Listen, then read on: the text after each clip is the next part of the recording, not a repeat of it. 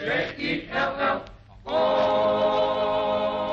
The Jell-O program, coming to you from the Ritz Theater in New York City, starring Jack Benny with Mary Livingston, Phil Harris, Dennis Day, and yours truly, Don Wilson. The orchestra opens the program with Tookie.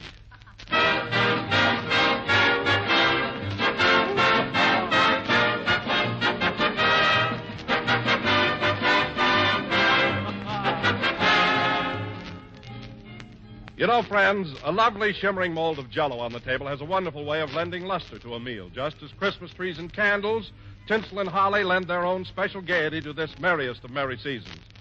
Even the simplest family dinner takes on extra charm and attractiveness when the high point of the meal is a grand Jell-O dessert. How inviting its shining colors look and how intriguing its rich, tempting flavor tastes. No other dessert can add more to the spirit and pleasure of any occasion, because no other dessert can outrival Jell-O's glistening beauty and refreshing goodness. So, ladies and gentlemen, decide now to add a new note of festive delight to your meals during the holiday season.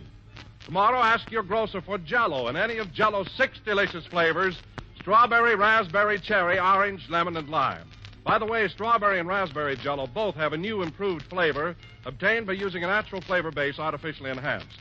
And the result is a rich, distinctive goodness rivaled only by the juicy, ripe fruit itself. A unique flavor that cannot be duplicated in any other way. Try a grand treat made with genuine Jell-O, and you'll realize right away why Jell-O is America's favorite gelatin dessert.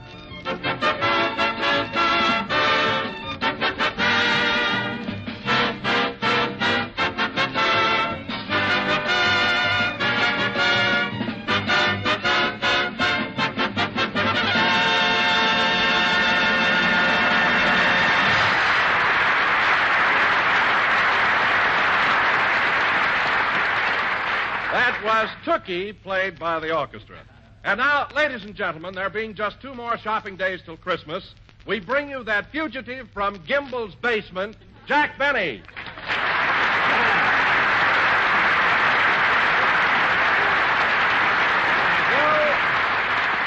Thank you. Hello again. This is Jack Benny talking. And Don, speaking of Gimbel's basement, I never saw so many women shopping in my life. I got shoved around like a blinza in Lindy's. Boy, what a mob. Pretty hectic, huh? Hectic. You know, Don, I can understand my derby getting caved in, my muffler torn, and the sleeve of my coat ripped off. But how I lost my pivot tooth, I'll never know.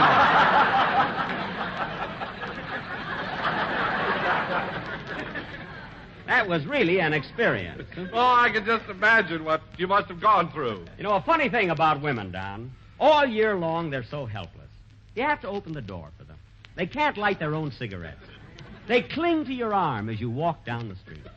They're as delicate as butterflies. And then, about 2 weeks before Christmas, a mad glint comes into their eye. And with an umbrella for gouging and a handbag for slugging, off they go. Come on, girls, let's mangle the mail. That's their battle cry. Well, Jack, women are a little excitable when they're shopping around Christmas time, but I don't think they're as tough as you say. Oh, you don't, eh? Don, I was in Macy's yesterday afternoon, and a little gray-haired lady, couldn't have been over 5 feet tall, put down her cane and yanked a washing machine right out of my arm. I tried to get it back, and she kicked my hat off. Imagine. My goodness, Jack, you don't mean to say that a little old lady took a big washing machine away from you. Don, I wouldn't have minded that so much, but it was a demonstrator. I'll probably never get my laundry back. That is my own fault, I guess, for waiting so long to shop. Oh, hello, Mary. Hello, Doll. Doll? Well, look who's so affectionate around Christmas. You're certainly giving out with that soft soap. Oh, no, I'm not, Jack. You're not, eh? Then why did you call me Doll? Because your hair is glued on.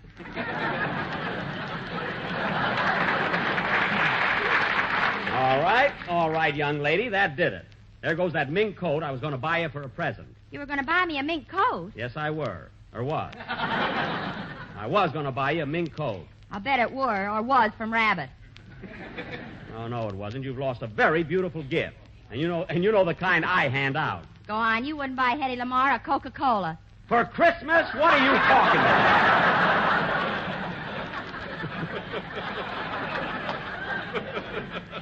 Let me tell you something, Mary. A girl like Hedy Lamarr could make a playboy out of me.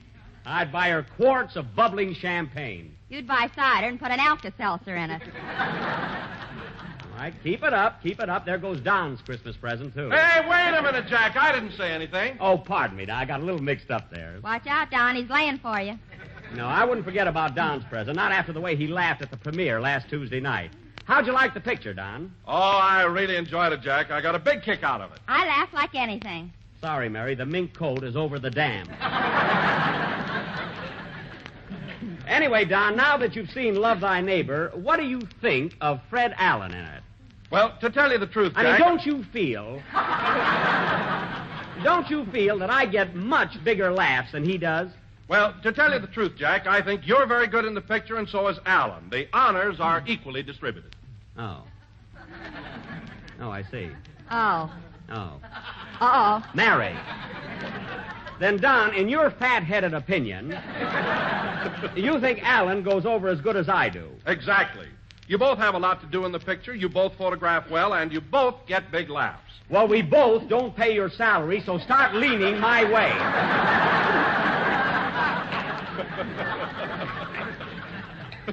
Imagine saying we photograph equally well. That's ridiculous. Jack looks much better than Alan. Why, certainly. And Alan you can have. Mary, one more crack out of you, and you'll be saying, oh, my goodness, I left my baby in the automat for Olson and Johnson. Remember that. Oh, hello, Phil. Hiya, Jackson. Well, old pal, you got nothing to worry about. I got your Christmas present bought, packed, and ready to hand over. Oh, so you've been shopping too, eh, Phil? You said it. All day yesterday, one store after another. Well, did the women kick you around much? Yeah, but I got it coming to me.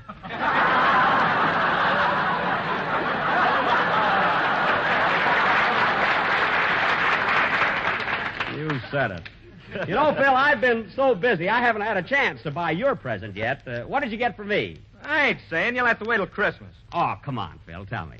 All right, Jackson, I'll tell you what I bought you. Remember that camel's hair overcoat we saw in the window on Fifth Avenue? The one you were so nuts about? Yeah? Well, I got you a box of nuts. Oh, well, Phil, unless you're kidding, when Mary is in the audience stooging for Olson and Johnson, you'll be in the lobby trying to get out of a straitjacket. Catch on? The way I've been going the last few nights, a straitjacket wouldn't be bad. He's not fooling, folks. You know, Phil lives on the 18th floor of the St. Moritz Hotel, and he never uses the elevator. He just goes in and out the window.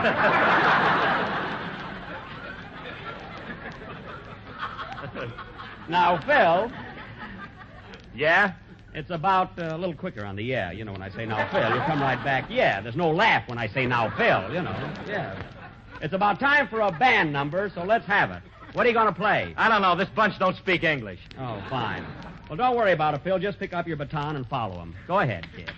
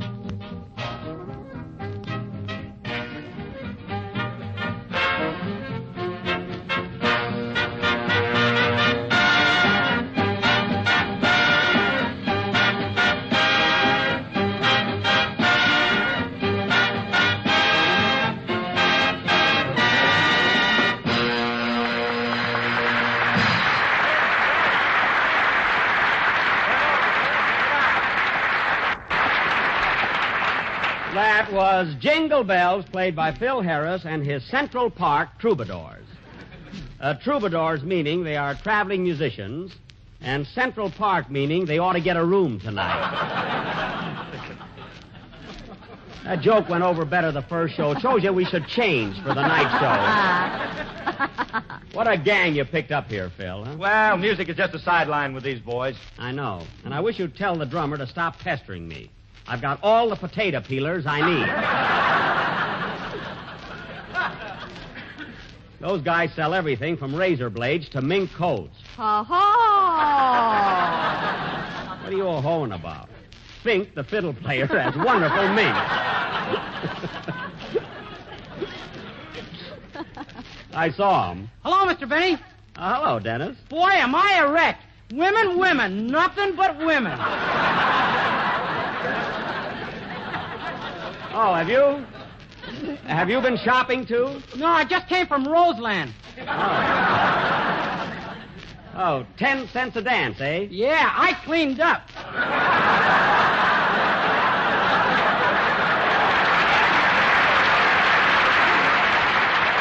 Say, Dennis, I hear that you and Kenny Baker have been stepping out and seeing the town together. Is that right? Yeah, and you know what, Mr. Benny? What? The other night I made him pay for everything. I stuck him for $2.45. You did? Well, now, Dennis, that's not very nice. If Kenny is kind enough to show you a good time, the least you can do is go 50-50. Or better still, pay all the expenses yourself. It's all right to save money, Dennis, but there's nothing like being a good sport.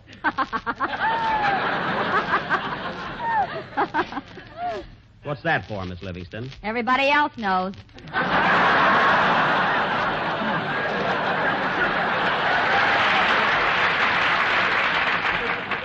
That's so. You see, Dennis, there's only one way to be popular. When you're out with a fella and he reaches for the check, you take it first. And if he should pick it up, you grab it right out of his hand. Grab it. I can't stand this. Mary, come back here. Okay. What's the matter with you? Dennis is just a kid, and while he's still young, he's got to be taught how to conduct himself in public and not be a cheapskate. I don't understand you, Mr. Benny. No, you don't?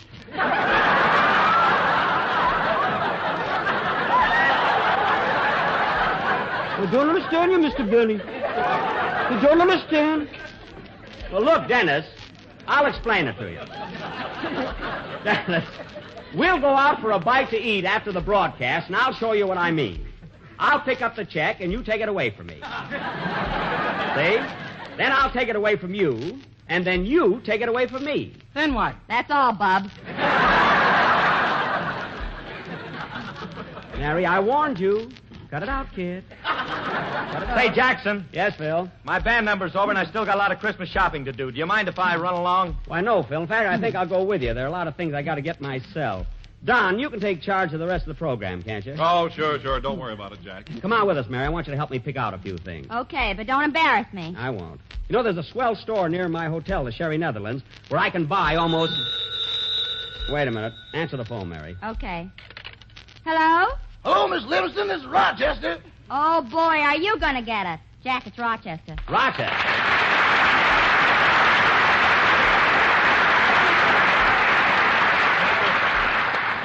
Give me that phone. I'll find out right now where he's been for the past 2 weeks. Hello? Oh, boss, what happened to you? Where you been?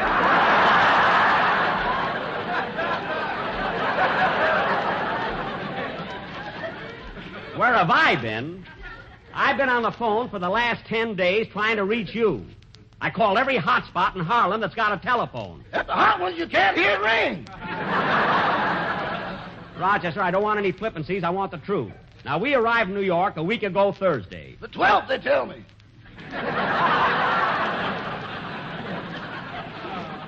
Yes, the 12th.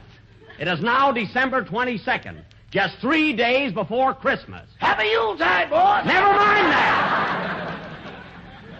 What I want to know is what became of the time between December 12th when we got here and December 22nd, which is today.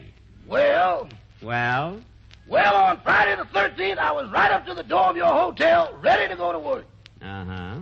And just as I was about to enter, a black cat ran across my path. I see. Well, couldn't you walk around the cat? I did and wound up at 125th Street. Oh, well, so much for Friday. Now, what happened on Saturday and Sunday? Our weekend ended up to Harlem. Up a Hudson, that Up is. the Hudson. Take it again, huh?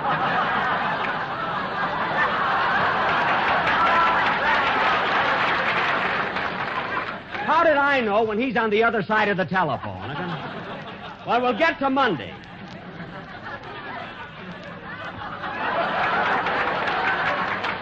I must be psychic. Then we'll get to Monday. After your weekend, Rochester, why didn't you call me at my hotel? I was so full of sherry I couldn't think of Netherlands. Now, don't give me that. Look, Rochester, I haven't any more time to argue with you. Where are you calling from? What's that, boss? I said, where are you right now? Just a minute. What's the address here, Sugar? 31 Lenox Avenue, honey. 31 Lenox Avenue, honey. Rochester, who are you talking to? Susan Brown, the sweetest gal in town. Oh, yeah, I spoke to her last week and left a message for you. Did you get it? Just a minute. Honey, did you give me a message from Mr. Benny? Why, Rochester, you knows I did.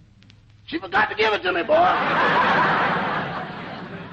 Oh, she forgot to give it to you, eh? Yeah, she's as dizzy as a blonde, but it can't happen here.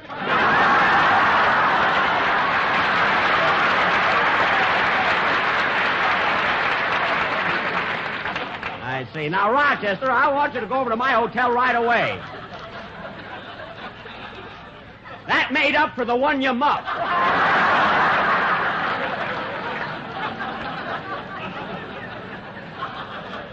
I want you to go over to my hotel right away. There's a lot of work to do, and it's got to be done before tomorrow. Yes, sir. Now, how soon can you get over there? Just a minute, boss.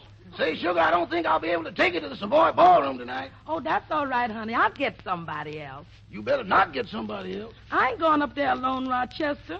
I want somebody to snuggle up to. You get somebody to snuggle up to, and it'll be your last snug.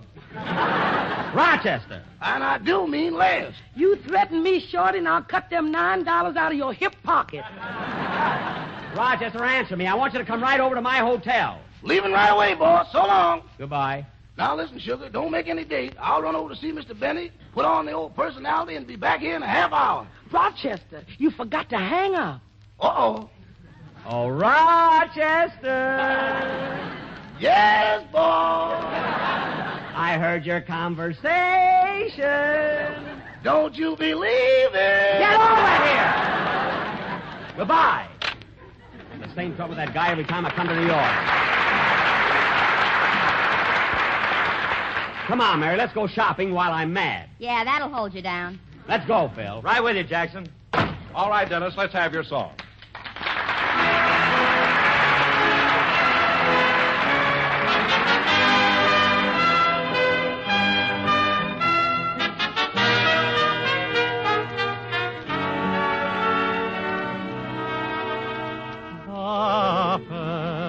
Noel, the angel did say, was to certain poor shepherds in fields as they lay, in fields where they lay keeping their sheep on a cold winter's night that was so deep.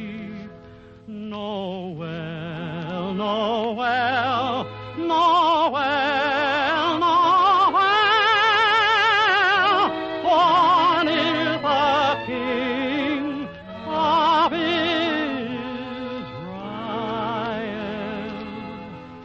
Away in a manger, no crib for his bed, the little Lord Jesus laid down his sweet head. The stars in the heavens looked down where he lay. The little Lord Jesus asleep in the hay. Oh, come, all ye faithful, joyful and triumphant. Oh, come ye to Bethlehem.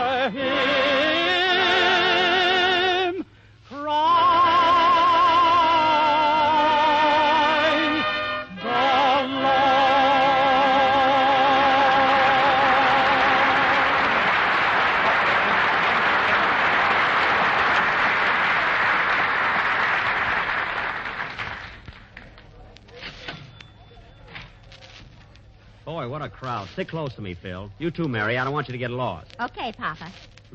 Are you going to take us to see Santa Claus, Daddy? Pipe down, both of you. Gotta have some system here. Now, let's see my Christmas list. I gotta buy a compact or something for my Aunt Molly. A lawnmower for Dennis. A Mickey for my writer. Let's see. A deck of cards for Simney. Let's see. What else here? Gee, look at that crowd of women at the bargain counter. Where? Oh, boy, what a mob. See you later, Jackson. I'm going over and mingle. See you later. Gosh, I wish I knew what to get for Aunt Molly.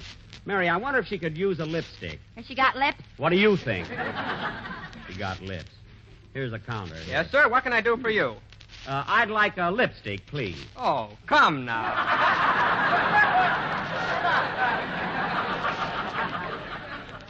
Look, it's not for me. I'm buying it for my Aunt Molly. I see.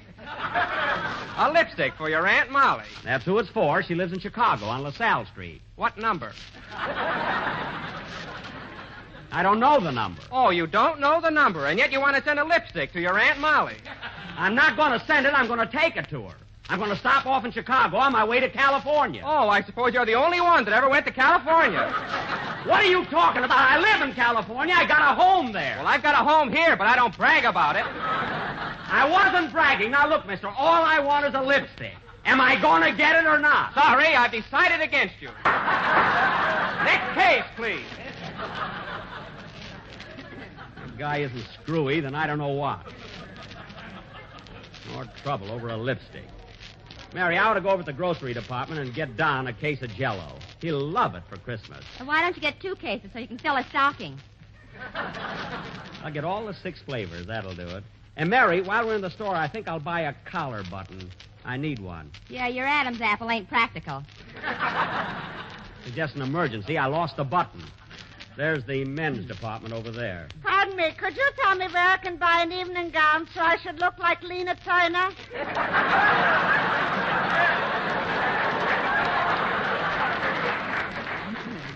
Miss, that's Lana Turner. Lena, I'll never make it.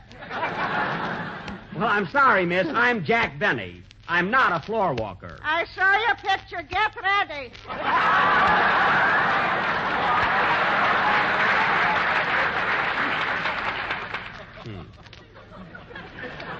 Fine. She looks like Babe Marks. Come on, Mary, let's get that collar button. I haven't got much time. You'd have plenty of time if you stopped flirting with that girl. Who was flirting? She thought I was a floor walker, didn't she? Well, you didn't have to roll your big blue eyes at her. Mary, just because my eyes happen to be large and devil may carry, don't have to accuse me of flirting. Here we are. Good evening, sir. What can I do for you? I'd like to buy a collar button. A collar button? Yes, sir. Now, here's a nice one for $85. $85 for a collar button? Yes, that includes dress shirt, tie, socks, patent leather shoes, and a double-breasted tuxedo. Well, that's a good buy, all right, but all I want is a collar button. Sorry, we never break up a set. Well, now, that's ridiculous. You know, mister, I've shopped in every city in the United States, but I've never been in a store like this. I tried to buy some lipstick a few minutes ago. Lipstick? Oh, come now. It sounds silly, but I had a good reason. And the salesman at that counter insulted me. Oh, Jack, look. What is it? Look who's over there at that counter. Where? Right there. Isn't that Kenny Baker buying a camera? Well, sure enough, it is Kenny. Let's go over and say hello. Gee, miss, this camera looks swell. I think I'll take it. How much is it? $3. $3? Gee, Dennis would like it all right, but haven't you got something for 55 cents? Well, yes, but I thought you wanted to spend $3. I do, but he's already hooked me for $2.45. Oh, Kenny. Hello, Kenny. Huh? Oh, well, I'll be doggone. Hello, Jack. How are you, Mary? Gee, I'm glad to see you.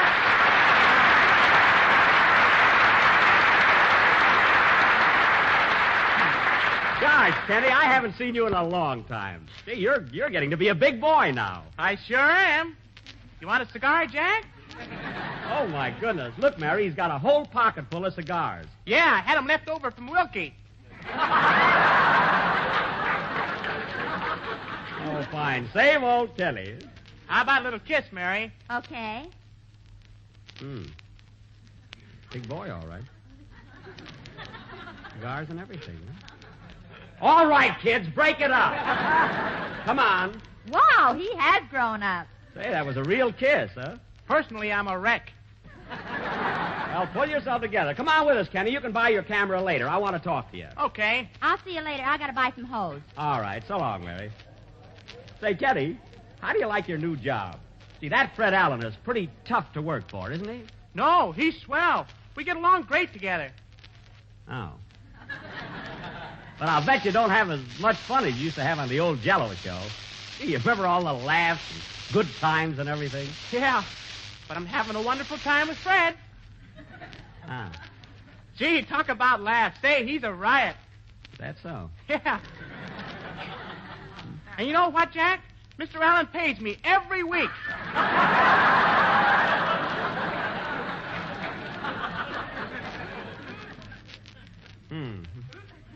Does, eh?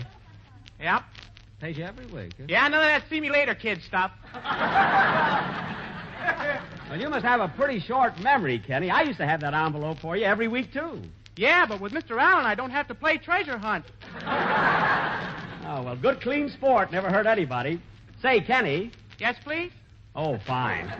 Say, Kenny, I just happened to think of something. Remember the time you first came to work for me and I invited you over to the house for a Thanksgiving party? Yeah. I'll never forget how bashful you were. You remember I asked you if you wanted to have some more turkey? Yeah, and I was so darn nervous I said yes. Oh, that turkey wasn't so bad. Have you got much left?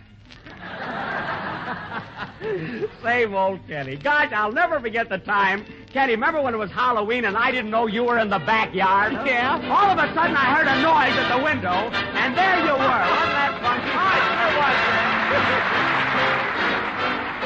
Thanksgiving and Christmas are 2 days out of the year when it's fairly easy to decide on a dessert. Because you can figure that most families will be looking ahead to mince pie, pumpkin pie, or plum pudding. But during the rest of the 365 days of the year, choosing a dessert is always a problem. And that's where General Foods' new calendar of desserts comes to your rescue. This handsome recipe book gives you a different dessert inspiration for every day in the year. Between its bright, attractive covers, you'll find 365 suggestions for all kinds of delicious treats, profusely illustrated with beautiful color photographs. There's page after page crammed with mouth-watering pictures and descriptions of clever dessert dishes, pastries, puddings, cakes, and cookies, not to mention lots and lots of grand Jell-O desserts. A flip of the page brings you a new and tempting dessert idea every day, and it's easy to get, too. Just mail 10 cents in coin or stamps to Jack Benny, care of General Foods, Battle Creek, Michigan, and a copy of the calendar of desserts will be forwarded to you at once. Send for yours today. Merry Christmas. See you Wednesday, Miss Benny.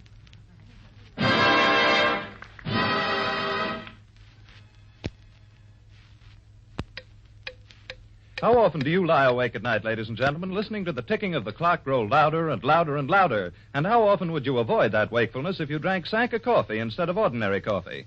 Sanka coffee permits sleep because it is 97% caffeine-free. And Sanka is real coffee at its delicious best. Start drinking Sanka coffee tomorrow. This is the National Broadcasting Company.